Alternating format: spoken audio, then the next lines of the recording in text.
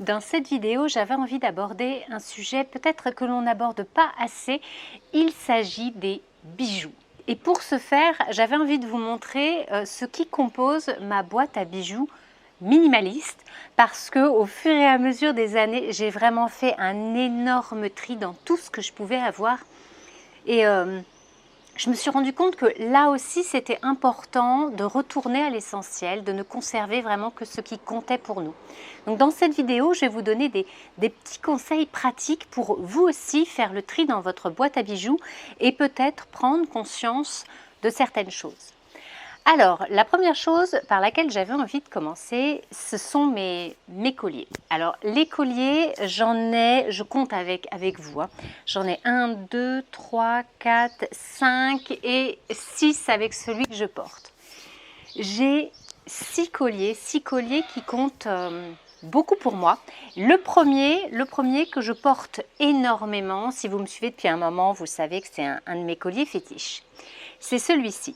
Et celui-là, c'est un pendentif en fait qui me vient de mon arrière-grand-mère, que j'ai récupéré au décès de mon arrière-grand-père, du coup du côté maternel.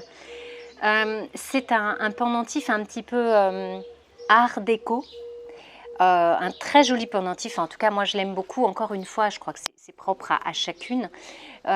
C'est un pendentif que j'ai consacré, comme une amulette, et c'est vraiment quelque chose que j'aime vraiment. Je sais que c'est un pendentif qui est un petit peu particulier, qui est propre à ma famille, et quand je le mets, quand je le porte, j'ai vraiment une énergie qui m'envahit. Ça, c'est une des premières choses quand on porte un bijou, c'est aussi de ressentir des choses en soi, des choses en son cœur, et nous sentir peut-être différentes, qu'un bijou nous apporte le fait de se sentir plus belle ou plus sûre de nous, ce genre de choses. Donc ça, voilà, c'est un pendentif que j'affectionne particulièrement. C'est mon préféré. Si je ne devais garder qu'un seul bijou, ce serait vraiment, vraiment celui-là. Qu'est-ce que j'ai d'autre? J'ai conservé une perle de Tahiti. Alors ça, c'est mes parents qui m'ont ramené cette perle de Tahiti il y a des années, lorsqu'ils ont eu la chance de faire un voyage. Je n'ai pas encore eu cette chance, mais croyez-moi, c'est un de mes rêves aussi. Donc c'est certain, j'irai. Et je leur avais demandé de me ramener une perle s'ils trouvaient quelque chose de chouette. C'est ce qu'ils ont fait. Du coup, j'ai conservé cette perle et j'aime aussi la porter parce que je trouve que c'est très chouette. Alors, c'est une perle d'eau. La perle, ça fait vraiment appel à nos énergies féminines. Donc, c'est très très chouette. C'est un joli bijou et en même temps un cadeau. Troisième collier, alors ce collier-là, il est très fin. C'est un collier en or blanc avec un petit diamant. Ça, c'est un collier qui m'a été offert également et je vous montre qui est en lien, qui va avec mes boucles d'oreilles. C'est une parure. Les boucles d'oreilles, ce sont les seules boucles d'oreilles que j'ai, qui m'ont été offertes à mes 20 ans par ma mère. Et je les aime beaucoup, elles sont discrètes, voilà, c'est quelque chose qui me correspond. Donc ça fait partie. Donc là, je vous ai montré 3 colliers. J'ai celui-là. Celui-là, c'est un soleil. Ça aussi, j'aime avoir l'équilibre entre la lune et le soleil. Et vous voyez qu'aussi autour du cou, c'est quelque chose de très joli.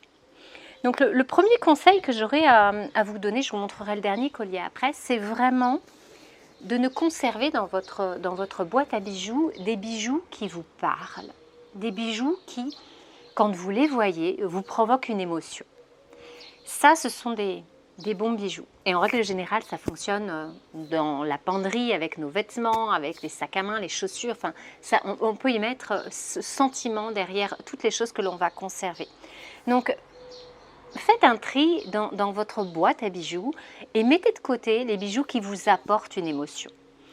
Et puis de l'autre, des bijoux peut-être neutres ou encore peut-être des bijoux qui vous apportent une émotion négative. Peut-être que vous avez conservé des bagues qui appartenaient à un ex ou suite à un divorce, etc. C'est peut-être pas l'idéal de les conserver. Donc faites un tri dans vos bijoux, là c'est une première étape et je pense que déjà différencier ces deux types de bijoux c'est une première chose. Dernier collier que j'ai à vous présenter, c'est celui-là. C'est le dernier qui vient d'arriver, que je me suis acheté lors des dernières vacances en Espagne. Là aussi, ça a été un coup de cœur quand je l'ai vu dans la vitrine. J'aime particulièrement ce qu'il représente. Et c'est un coquillage, hein, vous l'aurez remarqué. Alors ça, je sais que c'est un collier que je vais vraiment beaucoup plus porter là en saison printemps-été. Et je pense moins en saison hivernale. Mais bien voilà, il faut aussi savoir se faire plaisir de temps en temps. Et c'est un joli collier. Alors, le deuxième conseil que j'aurais envie de vous donner, une fois que vous avez fait le tri dans votre boîte à bijoux, c'est pas forcément de vous séparer des bijoux qui ne vous parlent pas trop, qui sont un peu neutres. Je vous conseille de faire une boîte avec les bijoux qui vous parlent et de conserver tous les autres, sauf ceux dont vous êtes sûr, hein, vous n'allez plus les porter, c'est des bijoux que vous aviez, je sais pas, quand vous étiez adolescente, ce genre de choses, vous avez changé de style et ça ne vous correspond plus, donc ça vous pouvez les donner à des associations, les vendre sur différents sites, Vinted, Le Bon Coin, voilà, les vendre en brocante, peu importe. Mais les autres, vous les conservez et vous les conservez pendant 6 mois, quelque part, dans un placard, voilà. Vous les conservez pendant 6 mois et vous allez voir si au bout de cette période, vous avez été pioché dans cette boîte ou si au contraire, vous avez laissé de côté et que vous avez carrément oublié ce qu'il y avait dedans. Si vous avez oublié, hop, vous pouvez vous en séparer. Si par contre vous avez été pioché de 3 choses, ben les 2-3 choses que vous avez prises vont réintégrer la boîte à bijoux que vous allez conserver. Alors moi, pour vous donner une petite idée de ce que j'ai en taille de boîte à bijoux, tous mes bijoux rentrent dans une petite trousse comme celle-là. Regardez, c'est une petite trousse en soie de Jim Thompson que j'ai achetée la dernière fois, et la seule fois d'ailleurs, où je suis allée en Thaïlande. Ça remonte à des années. J'espère aussi pouvoir y retourner. Donc c'est quand même assez pratique, c'est tout petit. Quand je voyage, eh bien, je l'emmène avec moi. Il n'y a pas besoin de se prendre la tête à qu'est-ce que je prends comme bijoux par rapport à telle tenue, etc. Hop, on prend la boîte et on l'emmène. C'est vite fait. Et puis, le dernier collier dont j'ai à vous parler, c'est celui-ci. C'est celui-ci qui va d'ailleurs avec le bracelet que j'ai là également autour du poignet. Donc ça, ce sont des bijoux qui m'ont été offerts par Who We Are. Alors, il ne faut pas se fier au nom anglais de la marque, c'est bien une marque française. Je vous montre, voilà, vous recevez, en tout cas moi j'ai reçu par rapport au collier et au bracelet, dans un joli petit pochon. Et ce sont des bijoux qui sont éthiques. Ça, c'est un autre point que je voulais aborder avec vous. Quand on décide d'acheter ou d'offrir des bijoux, ce serait peut-être de faire attention à là où on les achète. Et terminer avec les bijoux pacotis qui ne tiennent pas, qui ne sont pas de bonne qualité, qui ne respectent pas l'environnement, qui ne respectent pas les personnes qui produisent, qui fabriquent aussi ces colliers. C'est très très important. Donc les bijoux de cette marque Who We Are sont fabriqués avec des partenaires qui sont français et espagnols, ça tombe bien vu les dernières vacances qu'on a faites, et qui ont la mention RJC. En fait, c'est une mention qui est là pour soutenir les pratiques en matière d'éthique, en matière d'environnement et aussi dans les conditions de travail. J'ai un petit oiseau qui vient de chanter là juste à côté, je ne sais pas si vous l'avez entendu, il vient de se poser. Donc ça, ce sont des choses très importantes et je pense qu'il faut faire un effort aussi quand on achète un bijou, de se poser ce genre de questions. Autre chose qui est très très chouette avec cette marque Who We Are, c'est qu'il y a une partie de l'argent qui est reversée à des associations comme par exemple la SPA ou encore l'association Envol Vert. C'est une association qui est là pour aider à la reforestation, super, à la biodiversité. Donc c'est des choses qui me parlent et qui me touchent, vous le savez. Voilà, donc je remercie vraiment cette marque de me l'avoir fait découvrir et j'en profite pour vous offrir une réduction chez eux. Si ça vous intéresse, vous avez un mois à partir du jour de la publication de cette vidéo, un mois pour profiter de moins 15% sur tout le site, même sur la nouvelle collection. Avec le code AUDE15, je vous mets tout ça sous la vidéo. Donc allez voir si vous avez envie de découvrir cette marque, de vous faire plaisir, peut-être d'offrir des cadeaux maintenant ou plus tard pour Noël. C'est toujours bon d'avoir dans son carnet d'adresses justement des marques de ce type et de pouvoir les retrouver quand on en a besoin. Donc là, on a fait le tour un petit peu pour tout ce qui est collier. Je rajoute une dernière chose, c'est un pendentif en pierre que j'ai acheté lors d'un vide-grenier. Il y a un bon moment, je crois que j'étais adolescente à ce moment-là. Là, j'ai plus de chaîne qui va avec, il faut que je retrouve quelque chose, la chaîne avait cassé. C'est un pendentif en pierre, ne me demandez absolument pas quelle pierre c'est. J'ai demandé à des spécialistes et en fait, il y en a plein qui n'ont pas trouvé. Donc, mystère et boule de gomme, je ne sais pas. J'attire aussi votre attention sur toutes ces pierres que l'on peut acheter en pendentif, en bracelet, on va parler de ça après. Ce sont des pierres qu'on utilise aussi en lithothérapie. Il y a un gros commerce malheureusement derrière tout ça et c'est assez compliqué de trouver des choses éthiques. Donc c'est bien d'acheter en seconde main quand c'est possible, comme ça au moins on ne favorise pas la production et la catastrophe écologique que ça procure.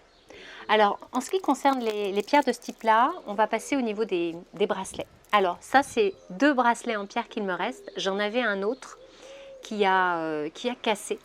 Donc, sont les 2 derniers bracelets. C'est vrai qu'en ce moment, ce n'est pas ce que je porte le plus. Mais je les conserve quand même parce que je sais que je peux les réutiliser. En bracelet, j'en ai 4, les 2 que je viens de vous montrer et les 2 que je porte. Donc, je vous ai montré celui-là qui est celui de Slow We Are. Et ce bracelet-là, c'est un bracelet que j'aime énormément. C'est une maille qu'on appelle une maille viking. C'est un bracelet qui vient de chez Jona Ginton, qui est une youtubeuse que j'affectionne vraiment depuis de nombreuses années. J'aime beaucoup ce qu'elle représente, son travail, ce qu'elle dégage, sa douceur, sa spiritualité. Et du coup, elle fabrique des bijoux. Donc, je me suis offert ce bracelet et je me suis également offert à Noël dernier la bague qui est extraordinaire, vraiment. Donc, ça aussi, ce sont des bijoux qui procurent une vraie sensation et que je porte tout le temps. C'est d'ailleurs un autre conseil que j'ai envie de vous donner dans cette vidéo. Je ne sais pas si vous avez remarqué, tous les bijoux que je vous montre sont des bijoux en or blanc ou en argent massif. Et là aussi, c'est important de suivre votre goût à vous. Pas forcément la mode. Il y a beaucoup là, de bijoux dorés, ce qui est très bien. Peut-être que ce serait quelque chose que je m'offrirai la prochaine fois pour changer un petit peu, mais suivez ce qui vous plaît à vous, à votre âme, et laissez un petit peu la mode de côté pour arriver à vous trouver vous-même. C'est aussi quelque chose de très important. Donc vous voyez que je ne suis pas forcément, moi, hyper dans la mode puisque je mets des bijoux en argent. Je m'en fiche. Je m'en fiche parce que moi, ça me plaît, ça me parle. Donc ça aussi, c'est un conseil que j'avais envie de vous donner. N'achetez pas des bijoux de pacotille qui ne valent rien, qui vont se dégrader. Vous savez, les bagues là, qui finissent par devenir horribles, les bracelets qui déteignent parce qu'on ne peut pas les mettre dans l'eau, ce genre de choses. Non. Investissez, prenez des matières nobles. C'est peut-être plus cher à l'achat, mais ça dure. C'est le cas par exemple avec Who We Are qui propose des produits, que ce soit en plaqué or, 18 carats ou encore en argent massif. Et ce sont des produits qui vont durer dans le temps. Et ça, c'est chouette. C'est vraiment quelque chose d'important. C'est tout aussi important que de faire attention à ce qu'on va acheter en vêtements, en chaussures, en sac à main, etc. etc. Du coup, les bracelets, 4 bracelets, ça c'est fait. Les bagues, je vous en ai montré une. Et j'ai 4 bagues, peut-être que j'en ai une qui traîne ailleurs, mais je ne crois pas. La première que je vous montre, c'est celle-ci que je ne porte plus. C'était en fait mon alliance. Je ne la porte pas parce qu'elle me gêne et elle m'irrite au niveau du petit doigt. Donc concrètement, je l'ai gardée stockée depuis un moment. Ce n'est pas une alliance qui vaut cher en magasin, donc ça n'a pas grand intérêt. Je vais pouvoir m'en séparer. Autre bague, argent aussi avec de la nacre, que celle-là, je l'ai trouvée en vide-grenier. Je l'ai vue, je l'ai prise, je l'ai essayée, elle me va parfaitement, je suis repartie avec. Prix, je crois que je l'ai payé 4 €. Je l'adore aussi, elle me correspond très très bien. Et la dernière bague, alors vous avez été nombreuses à me demander où est-ce que je l'avais trouvée. C'est une lapis lazuli, j'ai mis des années. Quand je dis des années, c'est vraiment des années parce que ça faisait des années que je cherchais une bague comme ça. Et je ne trouvais pas. Donc au lieu d'en prendre une qui me plaît moyennement, j'ai vraiment attendu de trouver la bague. Et je l'ai trouvée dans une petite boutique à Rocamadour lorsque nous avons été en vacances, je crois il y a 2 ans sur Rocamadour. D'ailleurs je vous conseille, hein, j'avais fait une vidéo là-dessus. Allez la voir, c'est vraiment magnifique, chargé d'énergie. Et j'avais trouvé cette bague, forcément, ça a été le coup de foudre, je l'ai achetée et elle ne me quitte plus. Sauf que j'ai eu des petits problèmes au niveau de les doigts, vous savez, l'été, ils sont un peu plus gros que l'hiver, donc c'est une bague que je ne pouvais mettre que l'été quand il faisait assez chaud, le moment où je l'ai choisie. Mais j'ai découvert en fait qu'on pouvait acheter un réducteur de bagues. Et ça, c'est plutôt pratique. Il y a différentes tailles et comme ça, vous pouvez le mettre, l'enlever en fonction des saisons, en fonction de si vous avez peut-être perdu du poids mais que vous voulez conserver un bijou. Voilà. Donc, vous voyez qu'au niveau des bagues, c'est pareil. J'en ai pas énormément. J'ai des choses de qualité, des choses qui me tiennent à cœur. Et j'ai fait cette vidéo vraiment pour voilà, vous montrer qu'il est possible d'avoir peu de bijoux et d'avoir des choses précieuses. Là aussi, c'est un autre de mes conseils. Précieux, ce n'est pas forcément par le prix que ça vous a coûté à l'achat. Précieux, pour moi, c'est précieux au niveau de mon cœur, au niveau de mon âme. Et je pense que ce sont les plus belles choses. Et là aussi, c'est vraiment une philosophie que j'ai, une philosophie de vie qui va au niveau des vêtements, qui va dans tout ce que j'ai à la maison. Et j'ai des petites choses des petits objets, des choses comme ça que je chéris précieusement, non pas parce que ça vaut des 1000 et des 100, non, parce que c'est quelque chose qui me parle, parce qu'il y a une histoire derrière, parce que ça me renvoie une énergie et c'est important. Et je terminerai aussi par vous parler de l'énergie des bijoux, l'énergie des objets. Je reprends celle-là, la bague que j'ai achetée en magasin ou encore celle par exemple que j'ai achetée en vide-grenier. C'est important aussi de purifier vos bijoux. Alors il y a nettoyer vos bijoux, nettoyer l'argent, etc. Ça, je ne vais pas en parler parce que je pense que vous savez comment faire ça. Mais il y a aussi une purification qui peut être faite au niveau des bijoux. Moi, je purifie mes bijoux avec le pendule. Et c'est quelque chose que vous pouvez faire si vous connaissez, si vous utilisez le pendule pour savoir, voilà, pour purifier. On peut purifier aussi à la sauge. C'est une excellente manière de faire. Quand vous portez un bijou avec vous tous les jours, quotidiennement, en fait, le bijou va finir par avoir en fait, votre taux vibratoire. Donc, c'est quelque chose que vous pourriez après aussi vérifier avec votre pendule.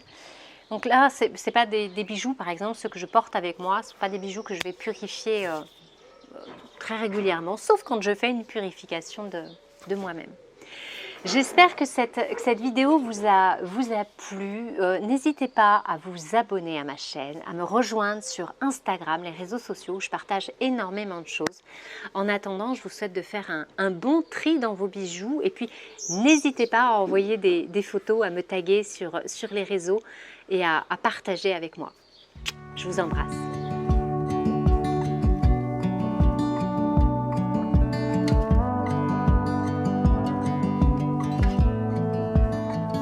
I saw the